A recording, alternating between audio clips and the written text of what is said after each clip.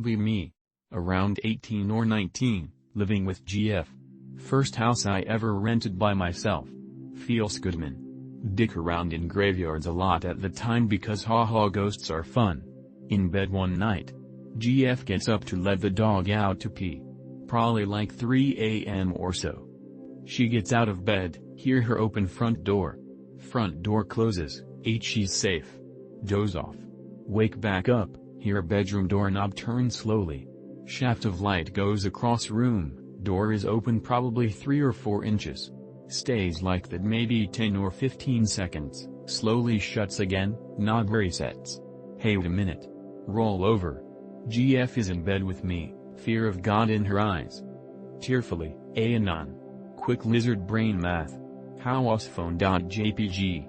Action roll off of bed, grab break barrel shotgun from underneath bed, immediately train it on the bedroom door and tell GF to get in the farthest corner and to call police and then my parents who lived close by. Cops around here suck. Standing with a shotgun at the door in my underwear. Only have one shot. If I hear anything touch this door I'm blowing a hole in it. Dead silence, GF silently having panic attack in corner. Dad arrives strapped. Clears yard, let him in. Hands me Beretta, he uses a 12 ga. Shotgun with more than one shot. Clear the house with Dad. Dad is a legend. House is empty. Cops arrive. No sign of entry or exit. Would doubt myself to this day thinking I had dreamt the door thing if GF didn't see it too. AC was off. Doors and windows were shut and locked so no drafts. GF leaves me not long after. Had left her home alone for a weekend. Wonder still if more spook shit happened and she just couldn't. Probably was just a shitty guy. Could be spooks though. She had massive titties, E's to be exact. MFW a ghost translate big TTGF away. Tried to make that vaguely funny but I promise you innings that happened. Anticlimactic, not super crazy but it happened. Never felt more fear than seeing her in bed staring at me with that look of absolute terror. I don't let women go outside alone at night anymore. Reminds me of something that happened to me. Never heard anything else like it. Be me. Going camping with some buds, call them SNP. First day is fine except for an odd smell hanging in the area, kinda like raw sewage mixed with copper mixed with the scent of asshole sweat. Night falls. We're all sitting around the campfire trading swigs of Jameson's when the smell comes back. Slaps us in the face like a fat bitch twerking on her period with a leaky asshole. Gag.wmv. Hear something circling our campsite. Whatever it is, it's big. It's gotta be 9 feet tall and built like a defensive linesman, only with backwards legs. Still haven't seen it at this point though. Friends scared. But I'm cool as a cucumber. Got my PKP peck and egg at the ready plus a sidearm, so I'm ready to go Rambo on this bitch. Suddenly S goes out to take a piss. We tell him to be careful. 30 minutes later he hasn't returned, starting to get worried. About to go check on him when suddenly he comes back.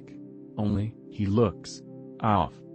The rustling around the campfire is gone, but the rancid asshole smell is worse than ever. I ask S if he's alright, because he's kinda twitching. He asks, "Are you alright?" Something seems weird about that. But I shrug it off. Figure he's just tired. We all decide to go to bed.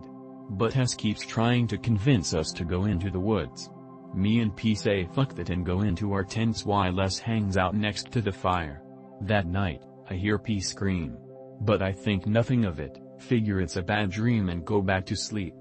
When I wake up, both S and P are gone. I wait for a couple of minutes. When they don't come back I drive up to the ranger station and tell them my friends are missing. Guy literally looks at me and says, "If I were you, I'd forget you ever knew your friends." Do as he says. Never went camping again. Eventually S showed back up in town, but he was never the same. P is still missing to this day. I'll give it a go. Sorry if it isn't all that paranormal. Be me, 6 to 7 years old boy. Neglectful abusive household, so on my own out in nature. Backyard connects to a highway, which connects to a small city with interspersed nature. Start to have a stray dog problem in the area, but mother doesn't care and lets me go play unsupervised anyways. Be out in the backyard woods kind of area playing with sticks. Hear deep guttural growling. Spin around to see a dog that is literally taller than I am, a big black scary dog which is drooling. This is when shit is gonna start to sound like a LARP, but this actually happened. As dog attacks me, I dodge. I'm a fit kid who does martial arts, so this isn't that odd for me. Immediately kick it in the side which knocks it off balance.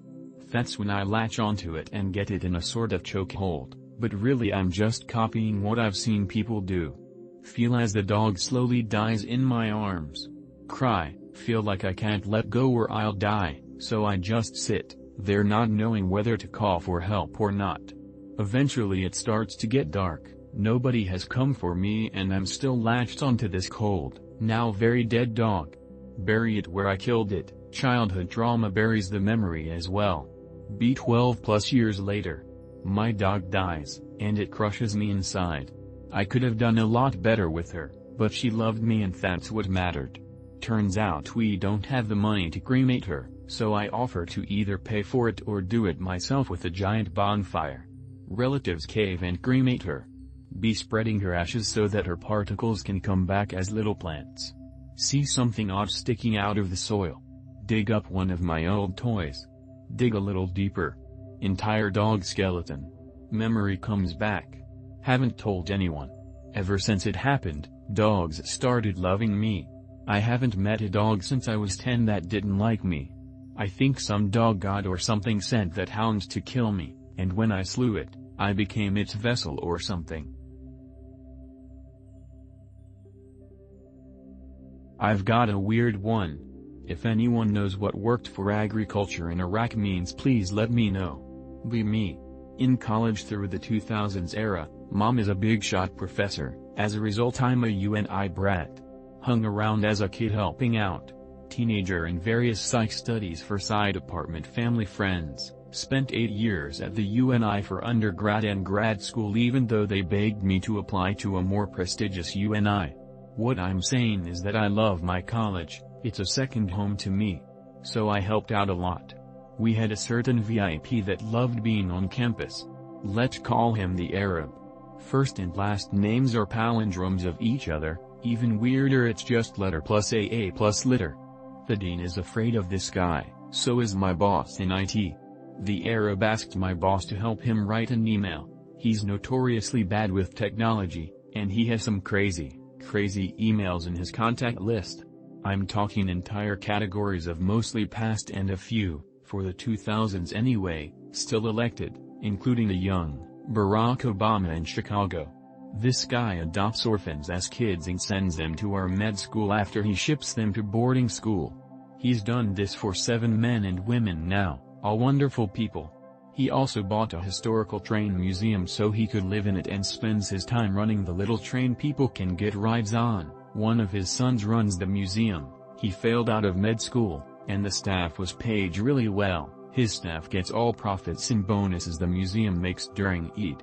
He also loves building new buildings on campus. He's even so humble he just wants his name on the bricks so the UNI can name the building after someone for money. He a wonderful guy, right? That's what everyone thought, that he's a gentle soul. So the dean comes up to me and says special assignment, I'm now attached to the Arab permanently whenever he's here or on call. They will pay double during these times. Of course I accept, making bank helping out the town saint. Be me. Have issues with focus and productivity. Hear about this self-hypnosis thing. Decide to give it a whirl. Visualize myself going downstairs as an induction technique. The stairs lead to a door. Open the door and see a white void filled with other doors. Pick a door at random. It leads to an empty room with a bucket of red paint. Dow it feels right. JPG. Start drawing an inverted pentagram on the ground. Write be productive on the wall. Leave. Go back up the stairs. Open my eyes.